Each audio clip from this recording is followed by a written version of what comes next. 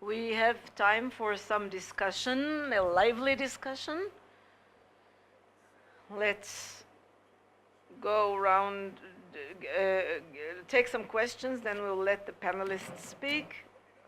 But I can't, well, following the story about the Knesset, I must tell you that in Van Leer, when they built the new annex where you're sitting, this new building with all the marble and everything, no BOT, no. There was the idea to introduce cleaning workers, cleaning ladies through manpower companies, and after several professors, myself and another professor about privatization, an expert in privatization, looked at the data, it turned out that this increases the expenses by 40% for Van Leer Institute, and the institute will not survive. So we didn't do it. Another comment, which is really disconnected from anything, but I think perhaps this is the time and the place to say it, is that pertains to the freedom of the press in the State of Israel. There's a feeling that the landlord has become much more powerful, and when you speak to journalists, they tell you that they used to have permanence in their paper, and when you had permanence in your job, you could write whatever you wanted, and nobody could just throw you out, like tenure a little, yes? That people, that provides the ability to write what you want. So this is another interesting aspect which I think we have not thought about enough. So now, let's start collecting questions. Hello, I would like to relate to Yoel's talk. The conclusion is that the government wants to influence the brutto inequality to reduce the netto, and not like other countries do. So what is the country doing, the government here doing differently than in other countries? Negative income tax is negligible.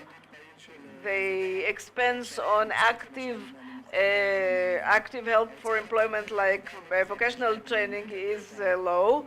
The other expenses that are still low compared to other countries, positive discrimination is negligible, and sometimes there are populations that don't even participate. Okay, so our unemployment benefit is very low.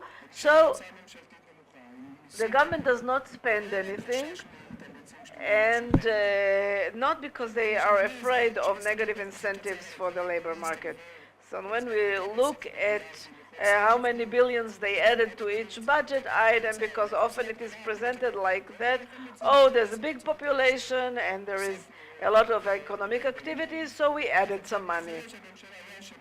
Maybe it's not the government's fault. The government just mirrors the lack of solidarity in Israeli society. But the worst is that the solution that you find is an increase in minimum wages, and that will cause unemployment in the case of an economic crisis. Thank you very much. Will you present yourself, introduce yourself? Yuval Mazar from the research department of the Israel Bank. As someone who lives with this data, I dealt a lot with welfare in recent years. I agree with what Yoel presented regarding the findings, as well as Shai's data. But perhaps I should put some order in the information. But what Yoel is telling us is that if the government intervenes in the division of income the way it did in the past, and will create a situation where poverty and inequality net is like in the OECD, it can't happen because it will create a change in behavior, and people will stop working, and we will not be able to reduce the net inequality. So it's true, because experience shows that incentives cause people to go to the labor market. But, and still, we have poverty and inequality which is higher than in the OECD. So we need to raise the budget, the government budget for education, and the education will increase. We saw the PIAC. We have people are not qualified, and that will increase the production, and that will increase the wages, and that will increase revenue for households. It's not enough to say that we have kept the net inequality as it is. The situation is today we have 20% of the population that are poor. Once we said, okay, poverty is relative, it's true. The rise of the poverty line was more than the GDP. But still, the weak populations are uneducated. They do not have they're behind the economy. They're not with the economy, they're behind the economy. We want to make sure that we have less poor. If we want less poor people, we need to give them tools to be part of the modern economy. And that can be done not only by education, because in the long run, this is what will solve the problem. Someone asked here to speak? Okay, and then you? And none will let the panel speak. Mary Anvelt, I spoke today. I'm from the Social Security. I'd like to relate to two aspects. First of all, it's the thought that if every household has two wage earners, we will have less poverty. I'd like to propose another implication of this situation. If, for example, half of the Arab families, women will go to work with their present level of education and training and their quality of employment, the poverty will be reduced somehow, and these families perhaps will not manage, but the poverty among workers will rise exponentially. They will increase. It will increase poverty among working families unless we improve vocational training and infrastructure and all the other things. Second, we need to relate to balance. You spoke about economic poverty. You said that the gap between economic poverty and netto inequality. Yes, economic poverty is reduced because of the very high rate of employment in Israel.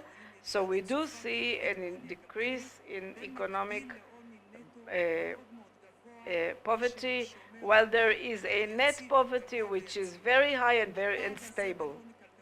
And this difference is one of the greatest in OECD countries.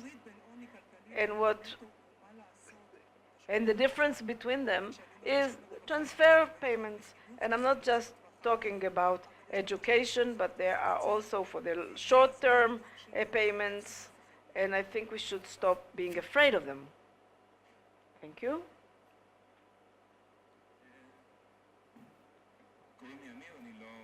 My name is Amir. I'm not from any organization or institution.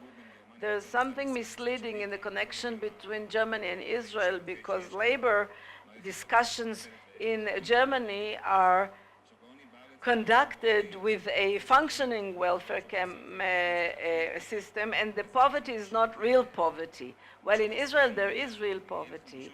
Access to education, access to training is unavailable. And if you can educate your children, you cannot find the relevant work. And if you do find work, you'll find yourself a freelancer somewhere. So discussing poverty only from the point of view of negative income tax or I-tax ignores the fact that you need a relevant employment policy which would develop jobs of different kinds, and also a functioning welfare system that will provide the necessary services like public transportation that works for a proper price, vocational training that you can find work in your level of education. And these are things that were not sufficiently present here, I think, today. Asnat Peleg from Bank of Israel. A short comment. I would like to join what was said here before me, but one of the most problematic elements in Israel is culture and the enforcement of labor laws. We know, I don't know about Germany, I don't know whether you're related to it, compliance with minimum wages. We know that in Israel, most of the enforcement of labor wages in general and minimum wages in particular is minimal. And one of the things that the State of Israel should do now is to say, okay, it's important for laws to be enforced. First of all, existing laws, and then let's see what it does to poverty. I would like to give the floor to the panel. I'd like to add a question of my own, if possible, regarding welfare systems. If the welfare systems disrupt economic functioning so much, and the labor market so much, how come we have wonderful welfare systems in continental Europe, in Scandinavia, etc., and these countries are functioning, and people work, etc., and in Germany too, we saw a big decrease in unemployment, even though they have a very good welfare system with transfer payments. If Israel looked at these things for a moment, perhaps we should double check ourselves to see whether or not increasing transfer payments will restore, really create a situation where everybody stops working. I would like the panel to speak according to your order of seating. Ronnie first, and then you, 3. Okay, please. 3 minutes per person.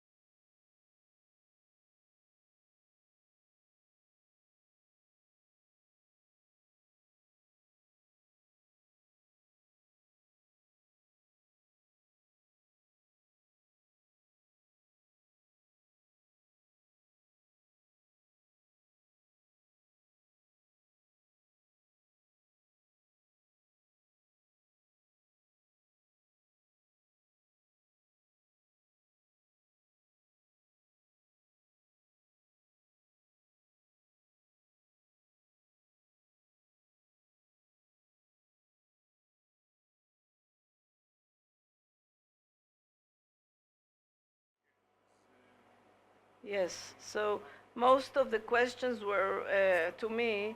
Nobody said that we do not have a qualification problem. Regarding education, we will say this briefly.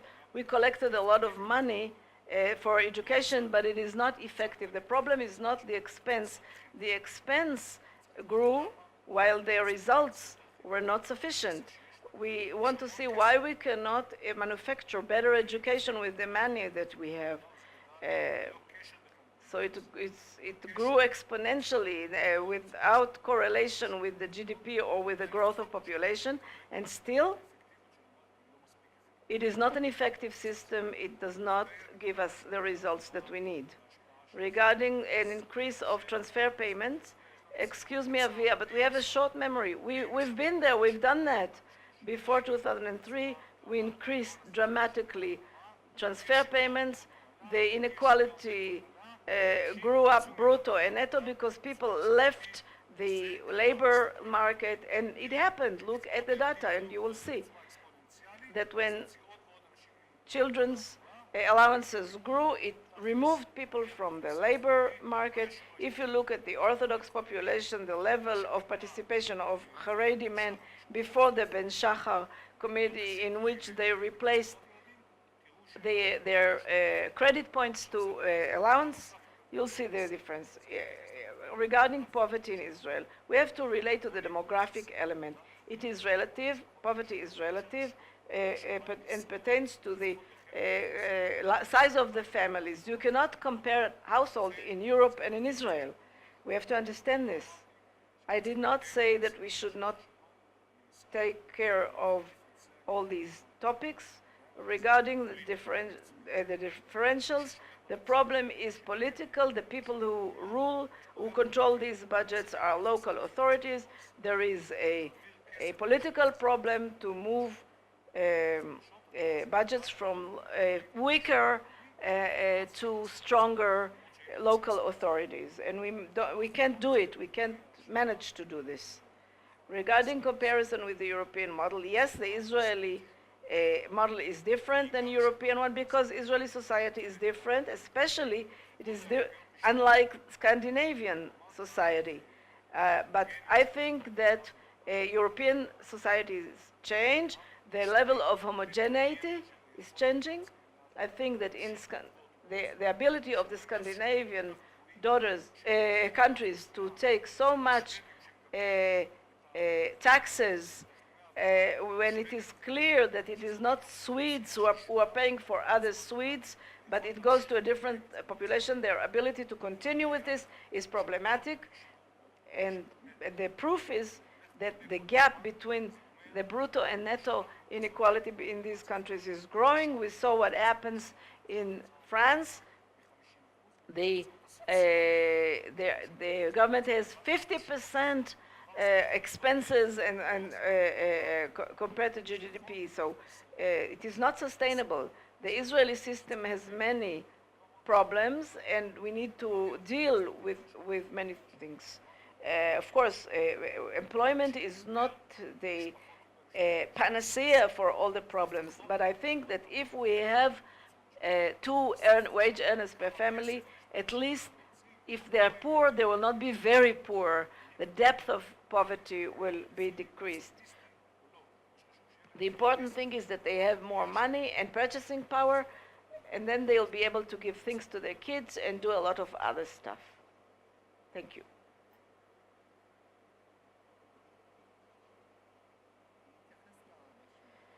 I will refer to your question regarding the two earners, particularly among Arab households. You always think that that Israeli population is identical, is monolithic. So it is not. We have a problem with the Haredi and with the Arabs because they are demographically different than the rest of the population. If we take care of these two populations, I think that will solve the poverty problem in Israel. I agree with you that education, but the Arabs do not have technological education. You know that this is one of the most important things. A poor person cannot have training or education. So the question how to solve the problems of these two populations by more focused programs for employment and investing within Arab populations. Since the year 2000, there have been all kinds of programs, many programs. How many of them were fully implemented? 100%? None of them. Even the last program that we're talking about, it will not be implemented. They started with 13 billion, and they admit that they only have a 1.2 million addition. So today, there is a tremendous gap between Arab and Orthodox society and the general population. Nobody wants to talk about programs about the development of Azra society, but closing gaps in education and in employment, in the development of industrial zones. How much money is necessary to close this gap? I can tell you, 64 billion shekels. Do we have money for that? Huh? No chance? I'm telling you that within 10 years, there will, yes, you can close the gap if there is money for that. Israel's GNP grows every year by about 25 billion shekels. So invest in the Arab population, which is 22% of Israeli society, according to its rate in the population. Today, only Nitzah's study and Eran Yashiv from the Israel Bank showed that if we invest in women's labor, which is the most problematic, Arab women, the benefit for the state could reach about 2% of the GNP. So why not do this? The state will be able to collect more taxes. So there is benefit for the state in that. And everybody admits this, economists and politicians admit that in the coming years, growth will be only as a result of the Arab population. Regarding enforcement, there is no enforcement in Arab society. In the Arab sector, there is a rise in the participation of women, of Arab women, but there is no enforcement. I'll give you an example. In the last television program, one of the biggest businessmen employs women at minimum wages into their bank account, and they give him back half in cash. And this person is subsidized by the Ministry of Employment. There is no enforcement. An Arab woman works for 1,500 shekels full time. How will she leave the poverty cycle? Of course, there are not enough job offerings, job opportunities, and there's no enforcement at all of the labor laws in the Arab sector. And that would be, I think, enough.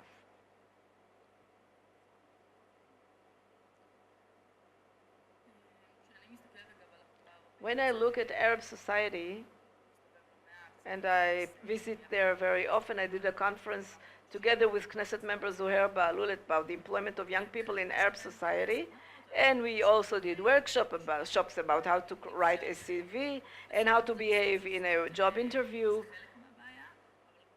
It is part of the problem, but even if all these people were very talented, they do not have jobs waiting for them. For example, there's a surplus of teachers in the north, in the Arab sector. So there is safe employment, but once there is such a surplus, people cannot get a job. So you can tell them, go to high-tech, but if the state does not intervene actively in opening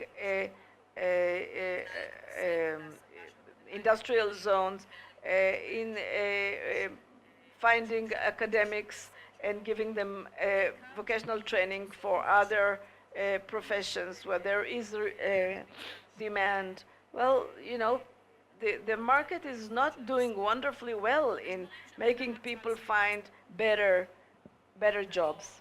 Sometimes the it is just a Band-Aid solution.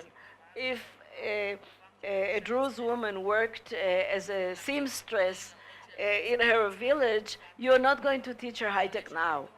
But there is a whole generation of young people who want to break through, who have ambitions to be part of Israeli society. But Israeli society, for labor reasons and for other reasons like racism, does not accept them. A young man from a Bedouin village in the north told me that his Hebrew, he has perfect Hebrew without any accent. He asked, he wanted to be a steward in El Al, and they were very enthusiastic about him, and then they realized that he was Arab, and they did not accept him. He left Tel Aviv, went back to live with his parents, with a very bitter feeling that even if you feel that you are talented for something, that you could do it, they block you because of your origin, ethnic. But in the end, this is what people feel. And without involvement from the state, by giving incentives to employers and by giving breathing space to this, there's nothing we can do about it. Even with representation of women, even if you do it artificially in the beginning, you give quotas and things like that, people slowly get used to seeing these people in workplaces, and they develop social ties. I think that the only way to do it with weaker population is to do this like that, to give them quality jobs. Thank you, Michal.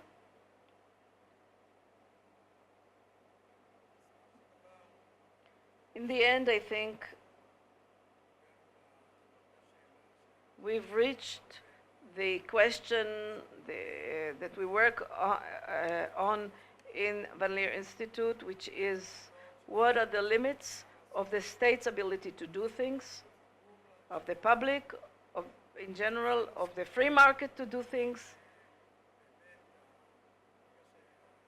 Is it true that once people try to interfere with the labor market, they will spoil everything? And I leave these questions to you with a question mark. I would like to thank all the panel members who were here. It was very interesting. I'd like to thank the people in the room. I'll see you next year.